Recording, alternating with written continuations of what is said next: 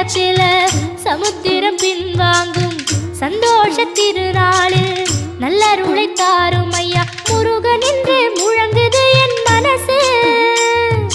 கடலை போல உன் கருணை பெருசு.